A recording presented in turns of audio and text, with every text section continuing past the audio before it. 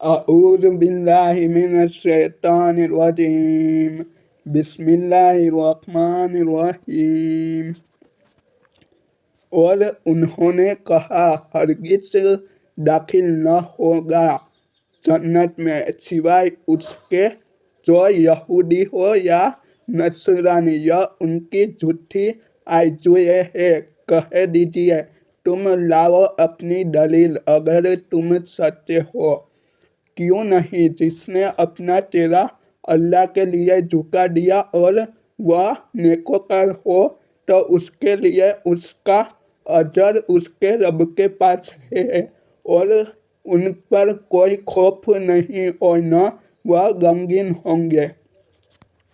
اور یہود نے کہا نصارہ کسی چیز پر نہیں، اور نصارہ نے کہا یہودی کسی چیز پر نہیں، حالانکہ وہ پڑھتے ہیں کتاب۔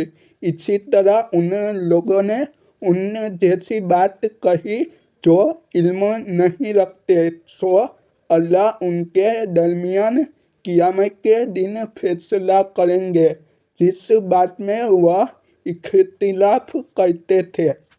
اور اس سے بڑا ظالم کون، جس نے اللہ کی مسجدوں سے روکا کہ ان میں اللہ کا نام لیا جائے، اور اس کی ویرانی کی کوشش کی۔ ان لوگوں نے لیے حق نہ تھا کہ وہاں داخل ہوتے، مگر ڈرتے ہوئے ان کے لیے دنیا میں رسوائی ہے اور ان کے لیے آخرت میں بڑا عذاب ہے۔ اور اللہ کے لیے ہے مشرق اور مغرب، سو جس طرف تم منہ کرو اسی طرف اللہ کا سامنا ہے۔ بے شک اللہ وسعت والا جاننے والے ہے۔ اور انہوں نے کہا اللہ نے بیٹا بنا لیا ہے، وہ پاک ہے، بلکہ اسی کے لیے ہے جو آسمانوں میں اور زمین میں ہے، سب اسی کے زیر فرمان ہے۔ وہ پیدا کرنے والا ہے آسمانوں کا اور زمین کا، اور جب وہ کسی کام کا فیصلہ کرتا ہے تو اسے یہی کہتا ہے ہو جا، تو وہ ہو جاتا ہے۔ اور جو لوگ علم نہیں رکھتے انہوں نے کہا اللہ ہم سے کلام کیوں نہیں کرتے، یا ہمارے پاس کوئی نشانی کیوں نہیں آتی۔ اسی طرح ان سے پہلے لوگوں نے ان جیسی بات کہی۔ ان اگلے پچھلے گمراہوں کے دل ایک جیسے ہیں۔ ہم نے یقین رکھنے والے لوگوں کے لیے نشانیاں واضح کر دی ہیں۔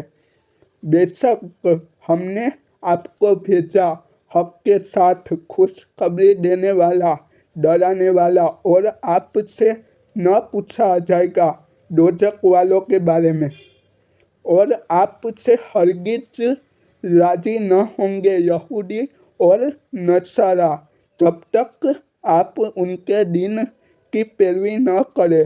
کہہ دے بے شک اللہ کی ہدایت وہی ہدایت ہے، اور اگر آپ نے ان کی خواہشات کی پیروی کی، اس کے بعد جبکہ آپ کے پاس علم آ گیا، آپ کے لیے اللہ سے کوئی حمایت کرنے والا نہیں اور نہ مددگار۔ السلام علیکم ورحمۃ اللہ وبرکاتہ۔